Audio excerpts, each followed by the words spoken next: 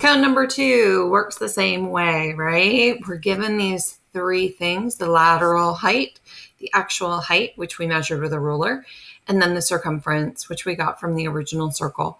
So those things are all given to us. We're asked to find the radius. So in order to find the radius and the diameter, you've got to use that circumference.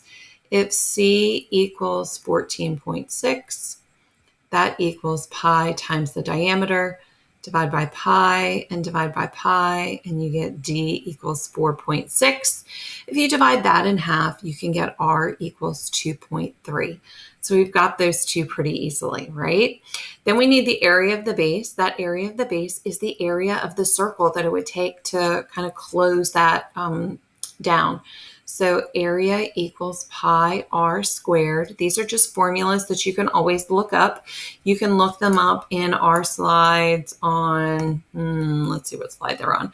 Slide 38, okay? So slide 38 will give you all of these formulas. You don't have to memorize them. So this one we're going to do pi times the radius. Well, we just found the radius is 2.3. And we need to square it. Remember, 2.3 squared is 2.3 times 2.3. That should give us 16.6. Then we need the lateral area. That's the area that it takes to cover up that part of the circle that we cut out and used. So lateral area equals pi times the radius times the slant height.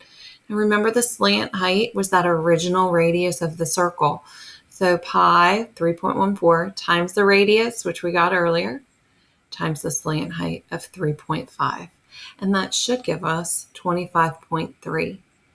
Surface area is going to be that lateral area. So surface area is pi RL, that lateral area that we just got, which was 25.3, plus that circular base. So that base is pi r squared, right? That's the same thing. The base and pi r squared, that was 16.6. So if you add 25.3 and 16.6, you'll get the surface area.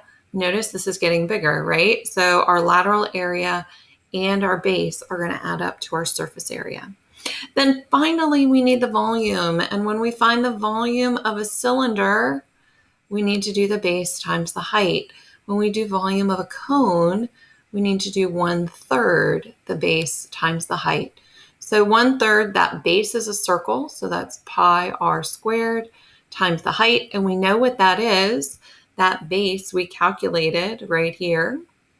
So that is 1/3, 16.6 times the height, which we had to measure. Remember, that's given to us over here. The actual height is 2.6. And when you do that and divide it by 1/3, you'll get 14.4 inches cubed.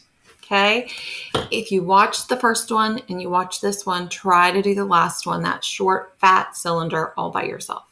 I'll see you there.